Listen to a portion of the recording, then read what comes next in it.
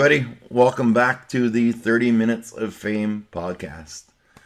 Today, I have another special guest with some great talents and a great message. We crossed paths on the just the podcasters group on Facebook, and I reached out, and here we are. This is Jenna. Welcome to my little show. Hi, thank you so much for having me. So, Jenna's the host of the Guided Faith podcast, which I've been watching, listening to a little bit, and the thing I like the most is a lot of young people are afraid to post about their faith and anything to do with God or Jesus, and fear that they're going to be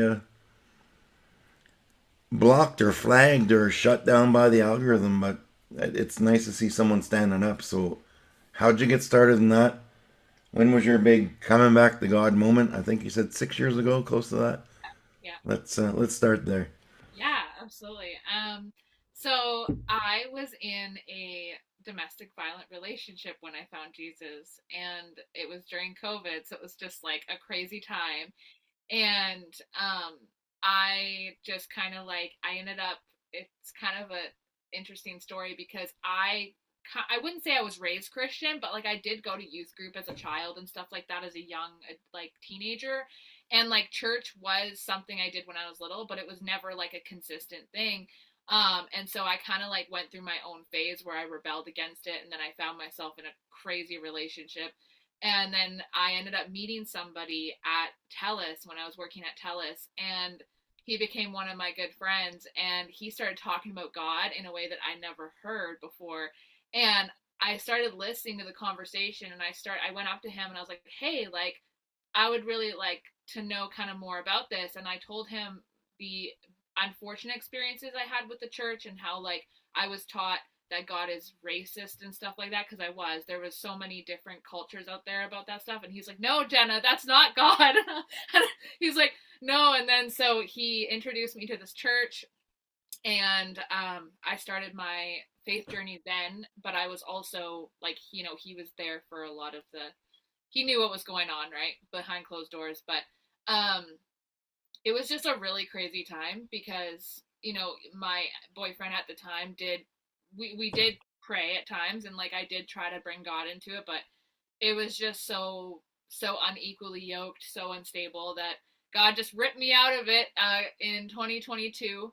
And I ended up kind of, as I've grown with God, I've learned a lot about anxious attachment, codependency, and things that I was seeking from a place of a wounded heart. Like I had a very wounded heart from things that I didn't even realize, honestly, until I found like God, until I grew with Him. But I was kind of suffering from just my own fleshly desires. And I would say my faith journey has kind of been like a wave.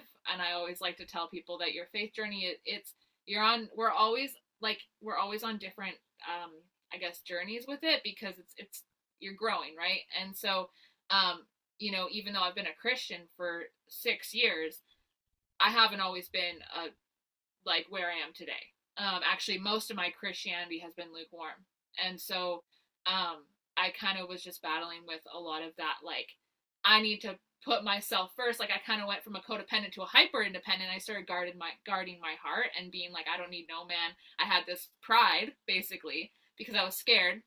And then God kind of ripped me a new one on that one. He's like, "No, we're not doing that."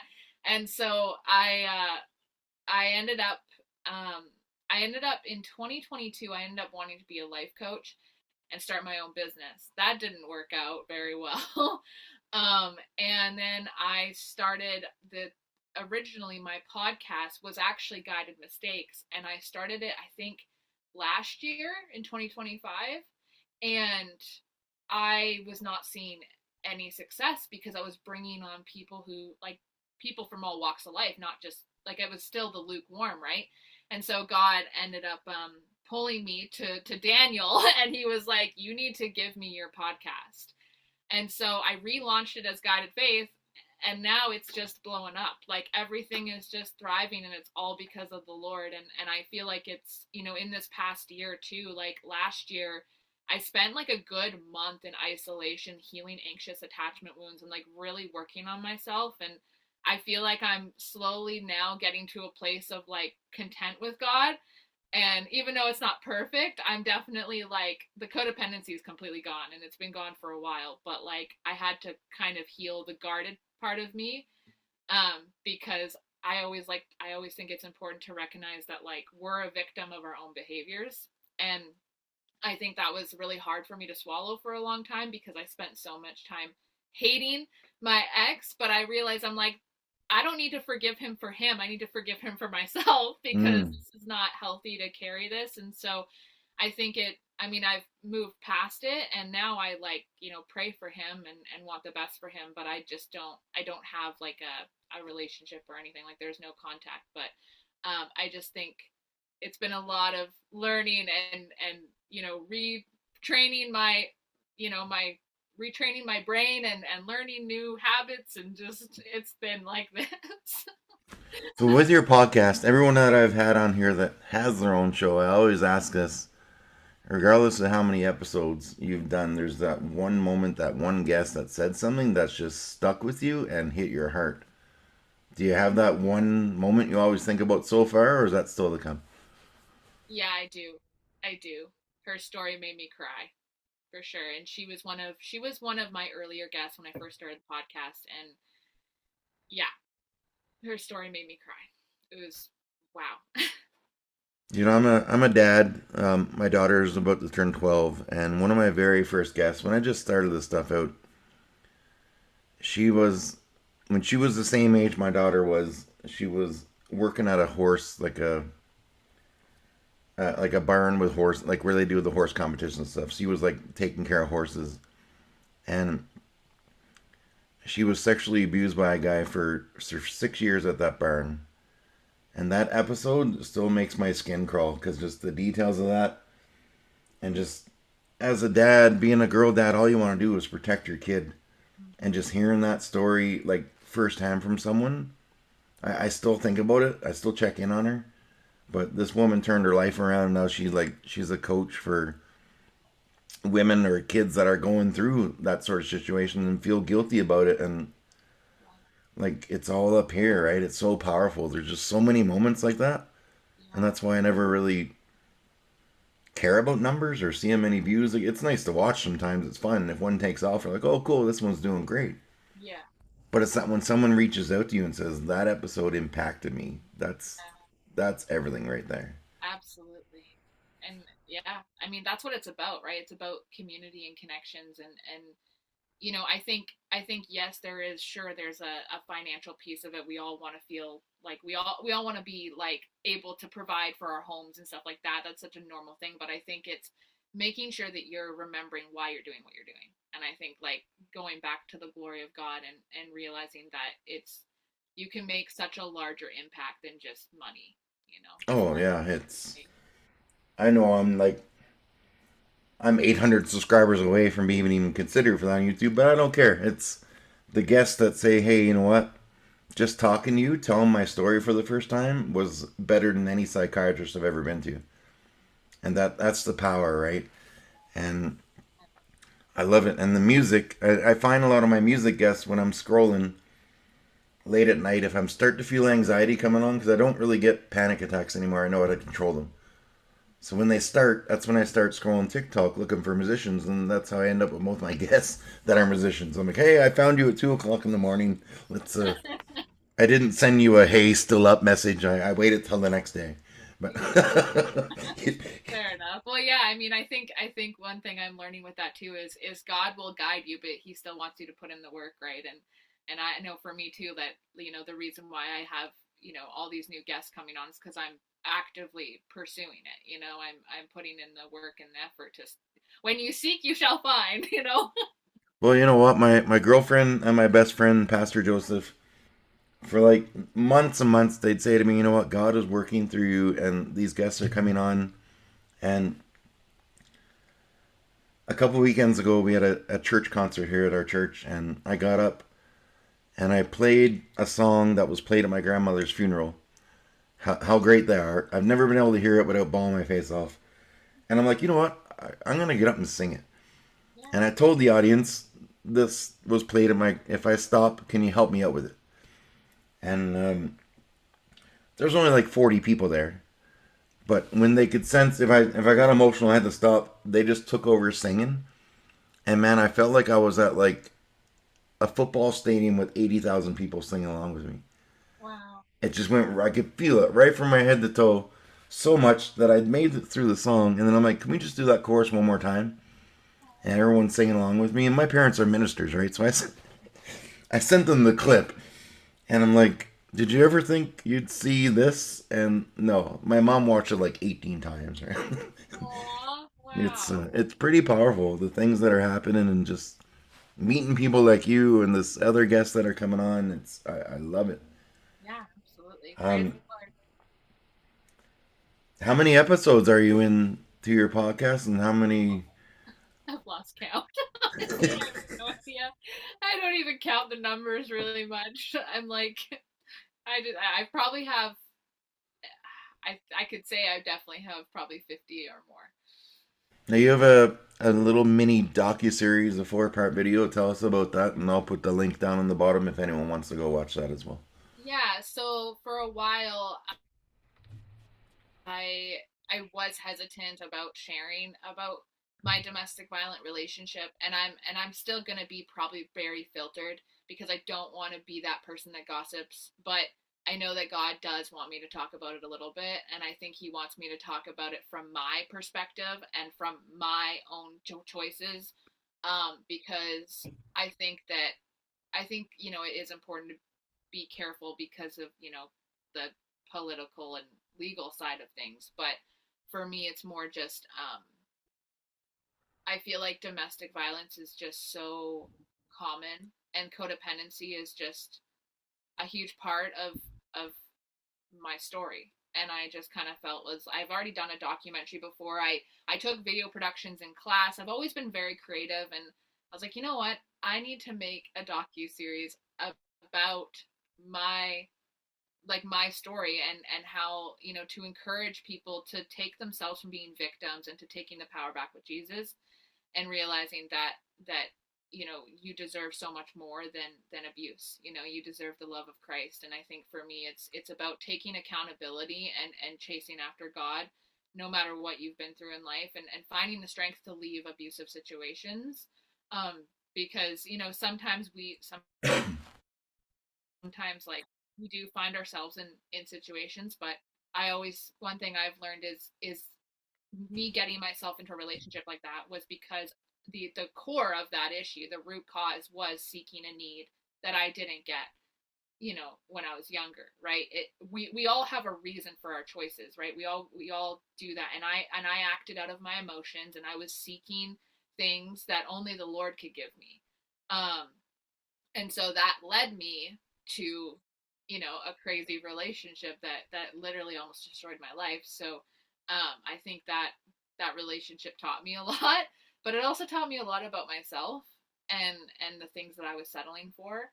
And so I think for me this docu series really is just about taking that power back with God, and finding your freedom in God. Beautiful. Now, one of my very close military friends, he's one of the first guys to ever speak on YouTube about PTSD. Like, it was such a silent, you were silenced, you were told to suck it up and move on. But he said to me, when the past taps you on the shoulder, you only need to turn around and look. Yeah. So if you could look back at that version of you that was in that relationship and look how far you are now, like doing your 50 plus episodes on a podcast, on here with me with a guitar in your hand, what do you think that version of you would think about this version of you? Whew, that's such an emotional question. Well, you know, I don't know, because I don't know. It's crazy because I remember it so vividly, and I'm gonna share this part on the docu series, but I remember a moment where I'm gonna say this briefly, but I remember a moment when we were laying in bed and he physically kicked me off the bed, told me to shut the F up, and I ended up on the floor crying and crying and crying like a little baby, and just feeling so unloved and feeling so unworthy. And that's kind of a moment where to answer your question, I look back at that person and I'm like, oh my gosh, this woman is going to be so loved by Christ that she has no idea what's coming for her. Like, you know what I mean? It's like I was so lost. I just, all I wanted was to feel loved, and it was just, I just remember feeling this emptiness and feeling so shut out, and just begging for him to love me the way I deserved. And now God is giving me so much more than I could have ever asked for. So I think it would just be like, I wish I could look back and tell myself it's going to get better, but I didn't know that at the time, because you don't know that when you're in No. moments like that. So yeah. You know, I posted a picture online a few days ago that I've never shared, and it's pretty similar to that. In 2010, I came home from a pub. I was 9 pitchers of beer in, 2 o'clock in the morning. And I lived on the 14th floor of a downtown building here in Calgary. And once every 6 months or so, I'll go on Google Maps and I'll just take a little walk around that neighborhood and I'll look up at my apartment. And my parents were 3,000, my family's 3,000 kilometers away from me, the other side of Canada. I was single, nobody. My friends were all just friends from the bar, so I didn't really have any friends.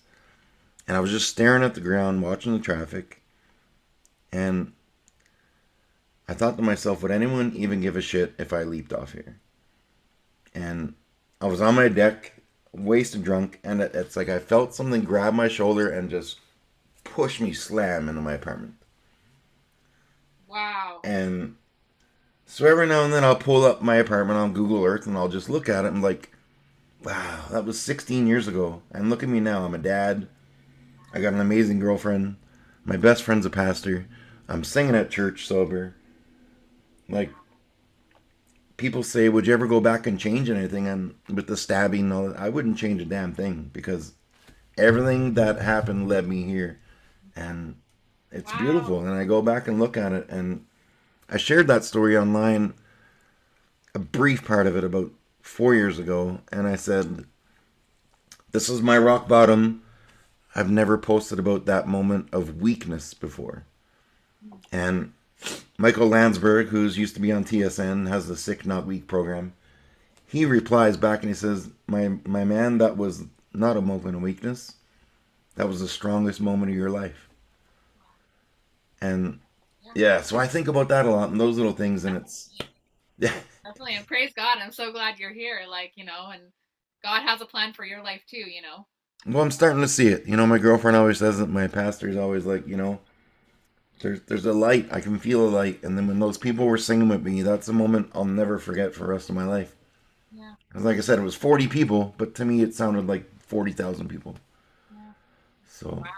Wow. you've got a guitar in front of you. You've got a nice mic in front of you. If you're up for it, let's have you do a tune. I'm going to turn my video off. Okay. And I gotta put my notes up here as well. I'm performing tonight, actually. oh, lovely, beautiful. Okay. So I'm gonna try and shrink this down. I want to say what this song is about. So this song, I wrote this about, being in autopilot and feeling like you're so empty spiritually. Like, so for almost like you're running away from God's plan for you, because you're so used to like your own cycle of autopilot. And so this song is really about like running away from your spiritual side with God, but trying to find your way back. Like, even though you want it, but you're like running, you just keep running back in circles. So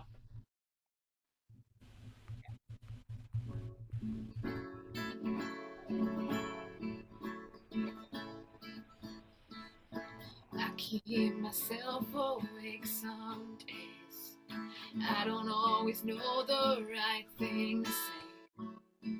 Your name keeps replaying in my mind all day.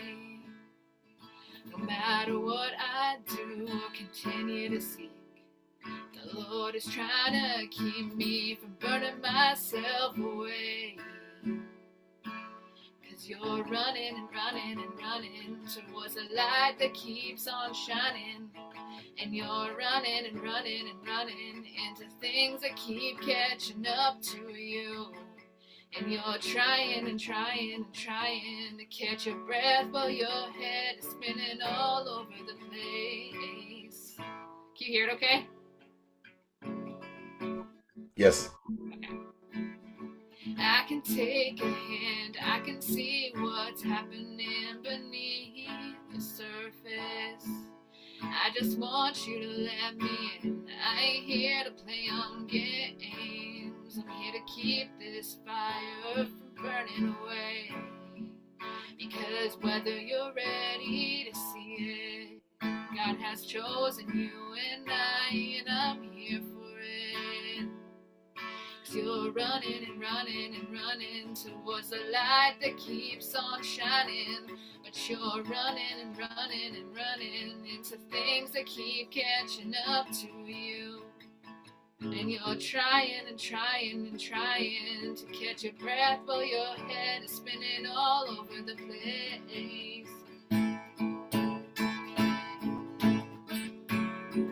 So as you lay there picturing what could have been, hear me when I say that there ain't a thing that you can do to take me away from loving you.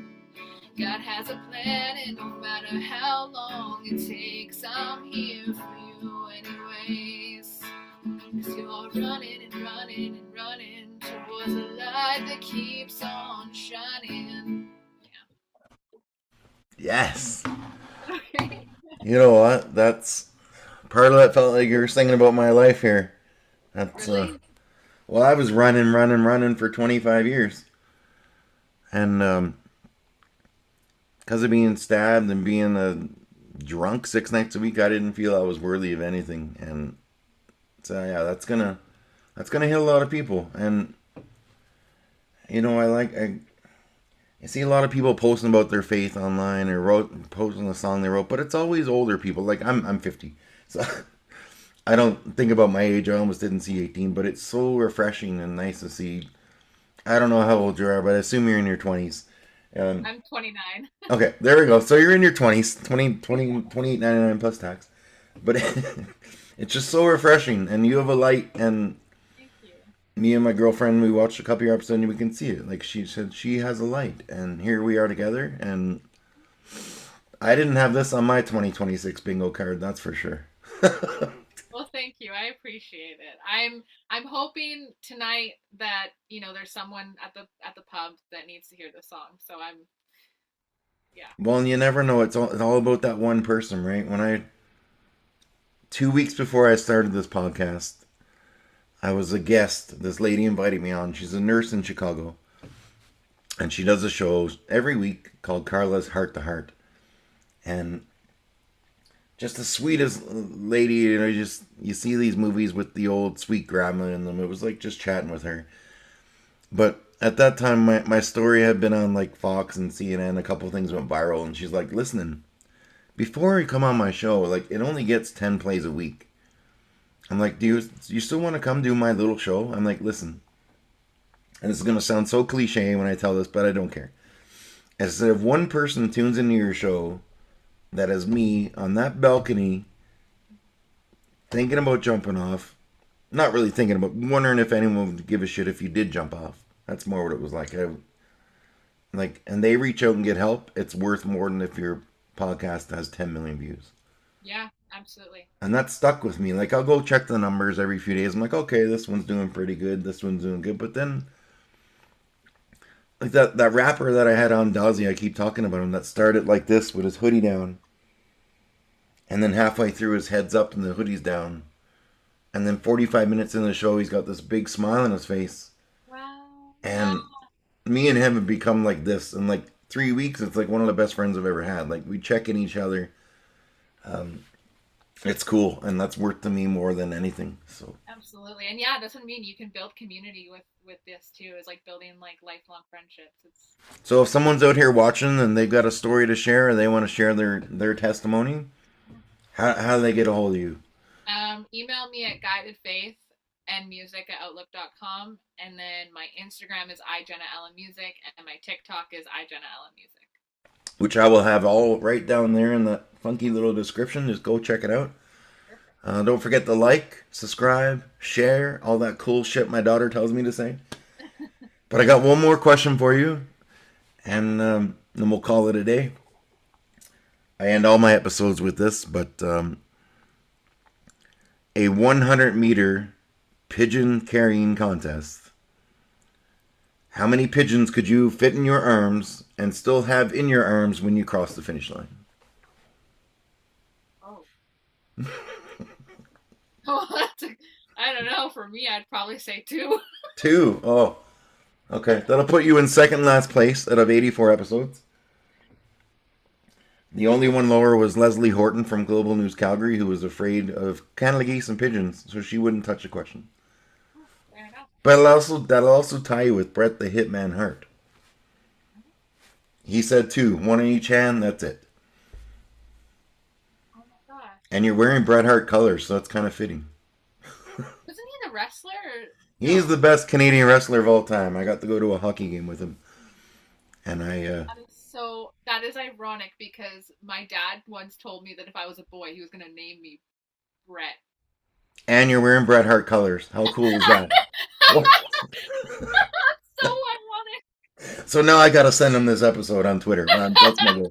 I'm like, Brett, you gotta check this out, man. Come and talk with me. Would have been. But yeah. So everybody out there watching, say one nice thing to one person every day for the rest of this year, and you can change someone's life. I've been doing it since January 1st. It was my New Year's resolution. I've kept them, and I keep on doing it, and it's amazing. And go check out Jenna's podcast, and I'm giving you the okay to go on her show and then come on mine.